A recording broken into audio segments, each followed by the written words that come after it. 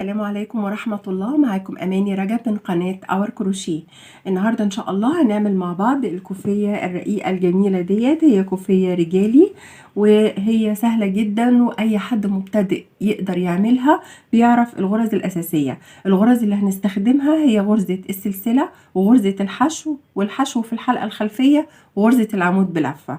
يعني اي حد يعني لسه بيبتدي في الكروشيه يقدر يعملها، سهلة خالص. وهي عبارة عن تكرار ل7 سطور بنكررهم 3 مرات 4 مرات على حسب العرض اللي انت عايزاه للكوفية.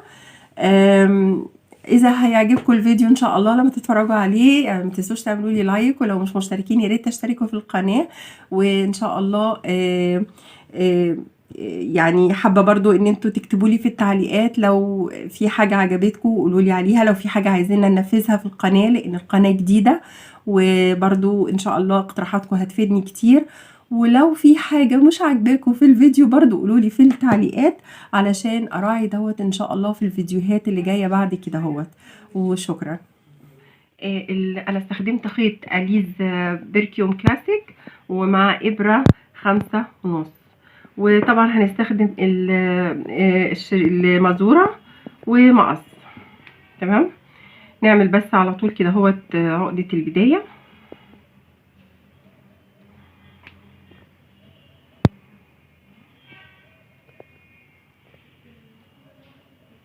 تمام. احنا هنعمل عدد من الغرز السلاسل يقبل القسمة على 5. تمام. احنا هنعمل الكوفية بالطول، فانا هعمل ان شاء الله 260 غرزة سلسلة.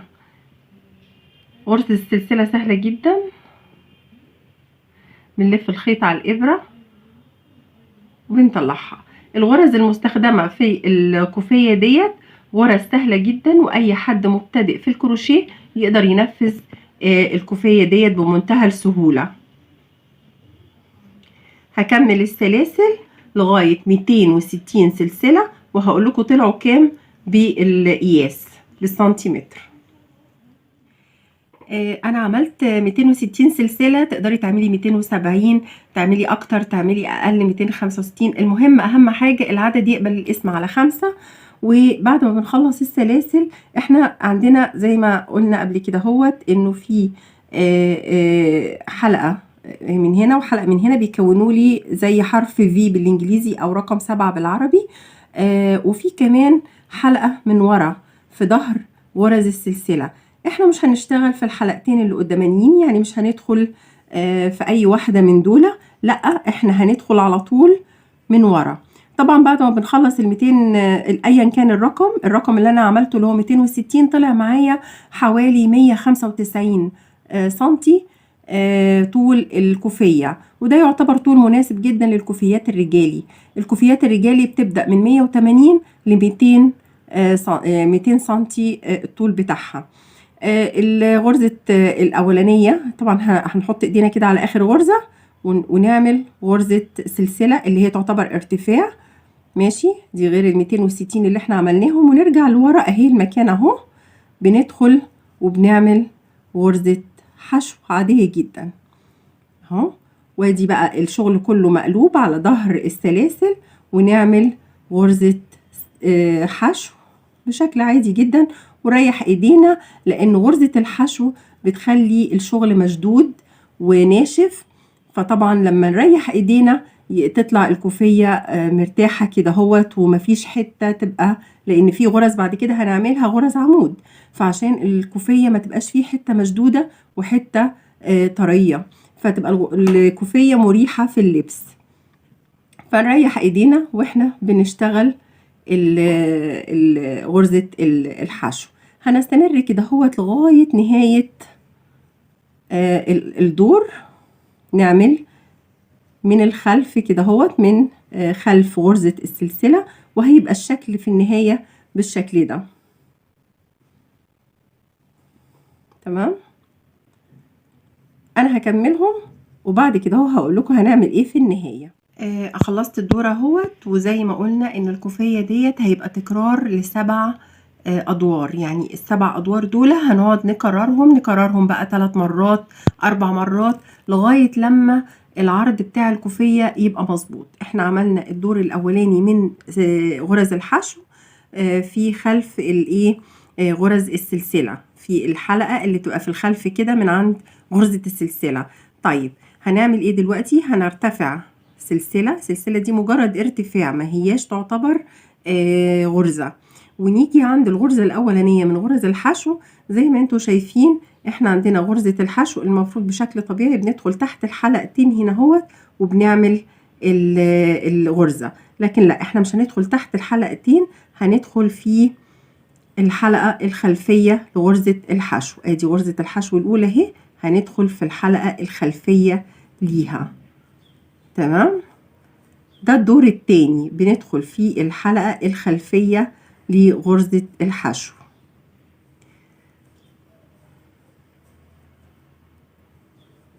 برضو عشان يعني هي سهلة جدا، هي غرزة الحشو، بس بدل ما بندخل تحت الحلقتين بندخل في الحلقة الخلفية بس، ندخل في الحلقة الخلفية ونعمل غرزة الحشو بشكل طبيعي خالص.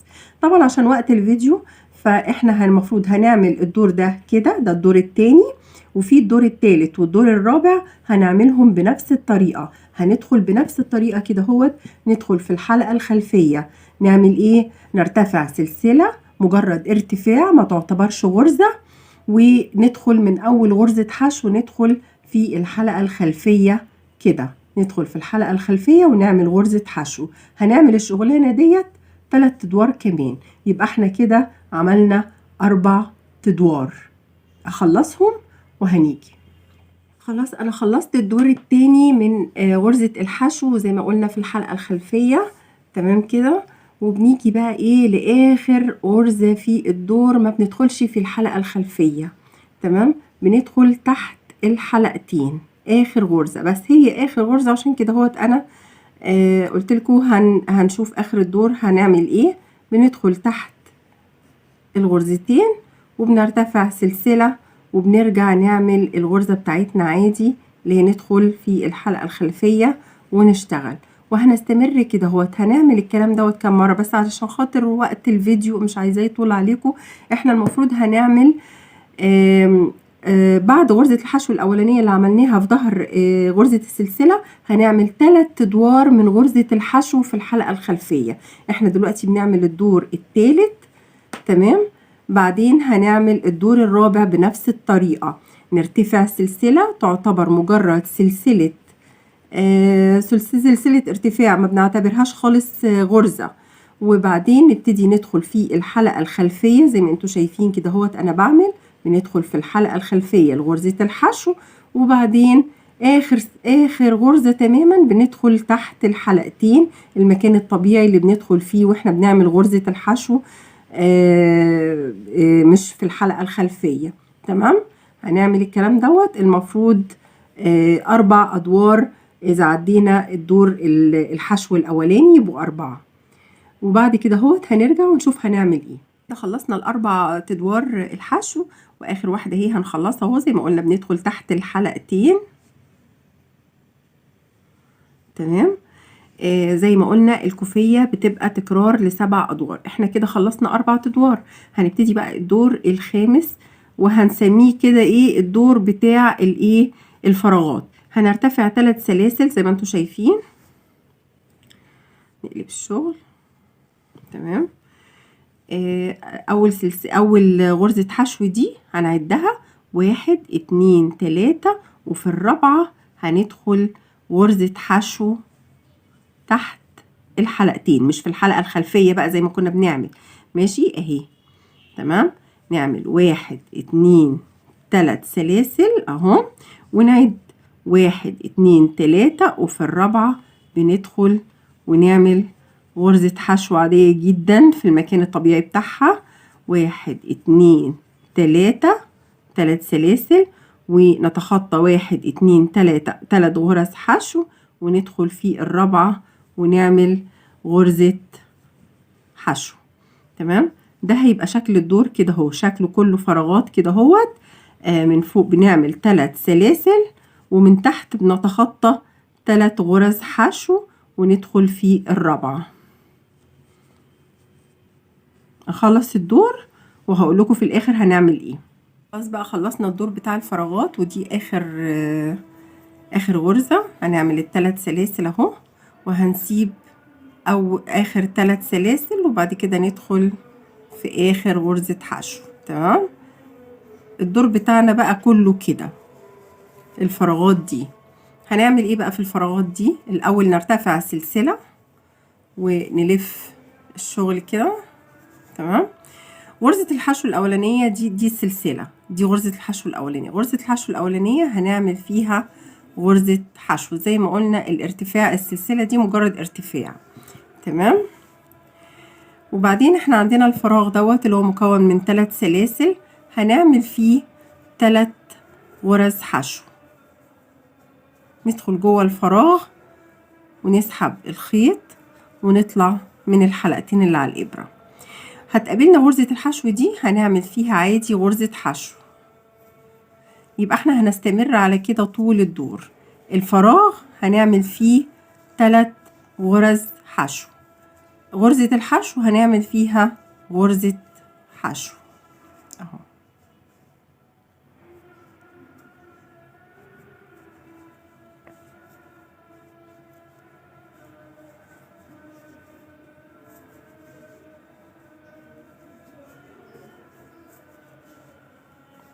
وهنستمر كده اهوت لنهاية الدور. الفراغات هنعمل فيها 3 حشو، وغرزة الحشو هنعمل فيها 1 حشو. خلص الدور ونرجع نشوف هنعمل الدور اللي بعد كده ازاي. الدور اخر غرزة اهي، الفراغ الاخير هنعمل فيه 3 حشو. تمام. خلاص عملنا 3 حشو، ادي شكل الدور بقى بالشكل ده. دلوقتي هنعمل غرزة غرزة الحشو، غرزة العمود بلفة بس بشكل عكسي. ازاي؟ هنرتفع الاول 3 سلاسل، هنعتبرهم برضو سلاسل ايه، سلاسل ارتفاع، مهياش غرزة، ونلف الشغل بتاعنا كده ونركز مع بعض في الحتة دي بس. هي دي تقريبا الغرزة اللي فيها شوية ايه يعني عشان ما نتلخبطش. دي الغرزة الاولى، غرزة الحشو الاولى، ودي غرزة الحشو التانية. هنلف الخيط على الابرة وندخل تحتها كده ونعمل غرزة عمود بلفة. احنا دخلنا في غرزة الحشو التانية، متقلقوش هنرجع للاولى، بس الاول ايه احنا خلصنا كده التانية.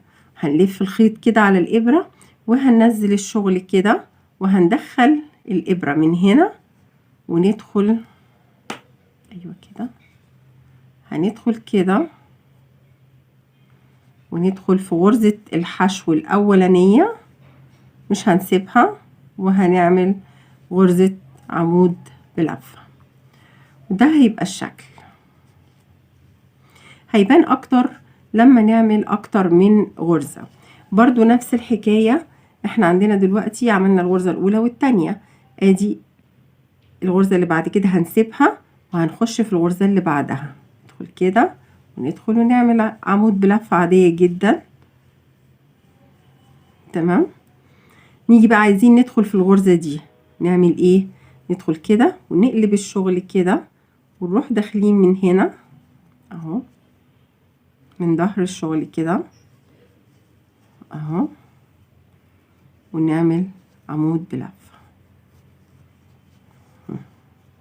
وادي الشكل اهو، هيبان اكتر برضو كل ما نعمل غرز زيادة هيبان. هنسيب دي وندخل في دي، هندخل كده من هنا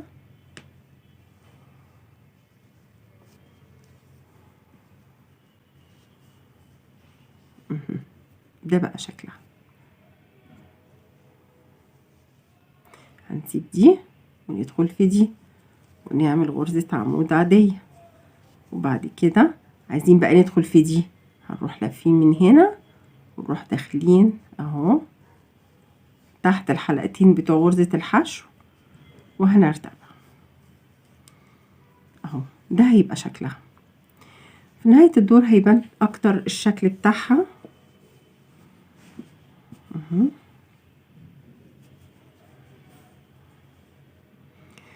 هننتهي من الدور، وبعد كده هوت هنشوف هيبقى شكلها عامل ازاي في النهاية. دي اخر غرزة اهو في الدور. بنسيب بفكركم بس بالغرزة اهو، بنسيب غرزة الحشو، وبعد كده بندخل في اللي بعدها اللي هي تعتبر اخر واحدة في الدور، وبنعمل غرزة عمود بلفة، وبعدين بنلف اللفة ونرجع كده وندخل في الغرزة اللي سبناها اهي،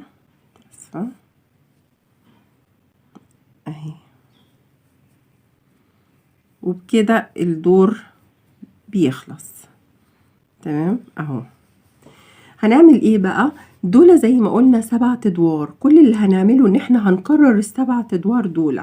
فطبعا احنا فاكرين ان اول دور كان غرزة حشو، هنرتفع سلسلة ونبتدي اهي، ادي السلسلة اهي، وادي اول غرزة حشو هندخل فيها من تحت الحلقتين ونعمل غرزة حشو عادية. وبعدين الدور كله في كل غرز العمود بس بشكل طبيعي خالص هندخل ونعمل غرزة حشو اهي. هنعمل ده لآخر الدور. طيب الدور ده يعتبر تكرار، اللي هو الدور الثامن يعتبر تكرار للدور الأول.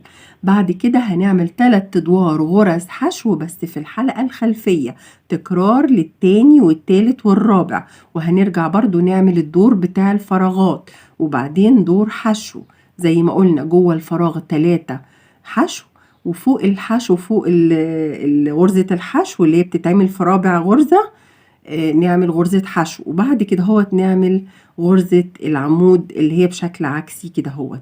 فاحنا هنقعد نكرر ال7 ادوار دول 3 مرات او 4 مرات على حسب العرض اللي احنا عايزينه في الكوفية. الكوفية الرجالي بتبقى تقريبا من حوالي 18 سنتي عرضها ل 20-21 سنتي، مناسبة جدا للرجالي.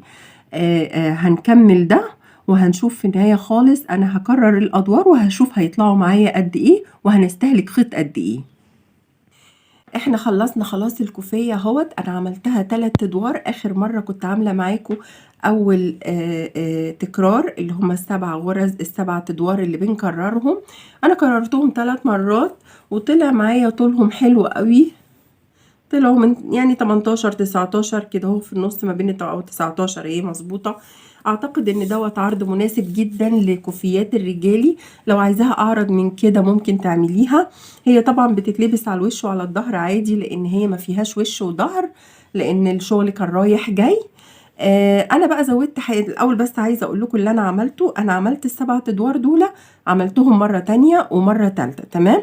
بعد ما خلصت الدور الاخير اللي هو بتاع الغرزه العمود بلفه العكسيه اللي هي على شكل حرف اكس، زودت كمان 4 ادوار حشو زي الاولانيين، غرزه حشو عاديه جدا، وبعدين 3 ادوار يعني دور غرزه حشو عاديه و3 ادوار غرزه حشو في الحلقة الخلفية زي ما بدأنا تحت.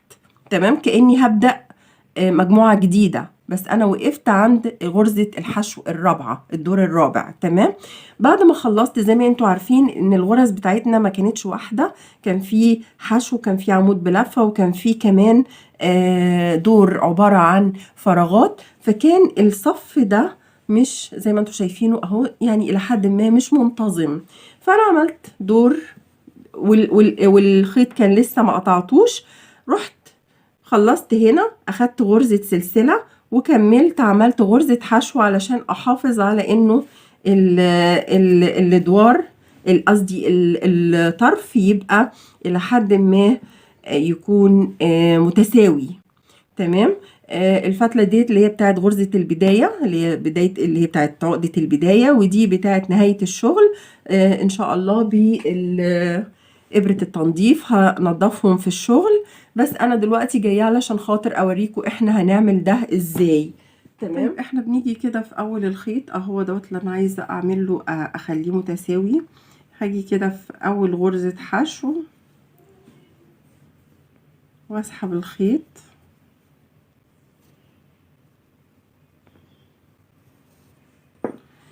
ونعمل عقدة كده اهوت علشان نأمن الخيط كويس. الحاجة دي طبعا ايه بتتدارى في الشغل. وبعدين باجي عند اول غرزة هنا اهوت وبسحب الخيط تاني واخد سلسلة وابدأ اعمل غرزة حشو. اهم حاجة اني اكون عارفة عدد غرز الحشو اللي في الطرف التاني. هما كانوا 23، احنا كنا عاملين 21 دور تقريبا، 21 دور. وطبعا الادوار الزيادة مع الغرز بقوا عندنا بالظبط 23 غرزة حشو عملتهم في الطرف التاني. فاحنا نعد دول 3،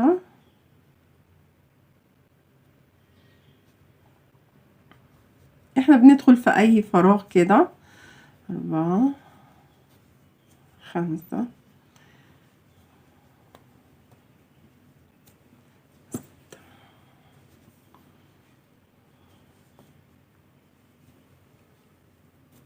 7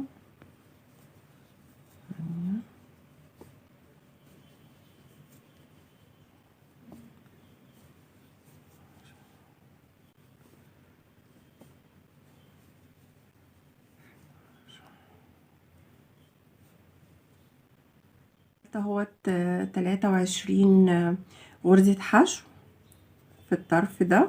بعمل غرزة منزلقة وغرزة سلسلة كده للتأمين. بعد كده خلاص اهو تقريبا الطرف اهو بقى يعني شكله متساوي ومتناسق اكتر من لو كنا سيبناه كده. تنظيف الخيوط طبعا مفيش اسهل من كده اهوت بالابرة التنظيف، وهندخلهم تحت الغرز ومش هيبقوا باينين، وهيبقى بصراحة الكوفية جميلة جدا، ويعني اي حد مبتدئ يقدر يعملها، وان شاء الله تطلع معاكم كويسة وشكلها حلو.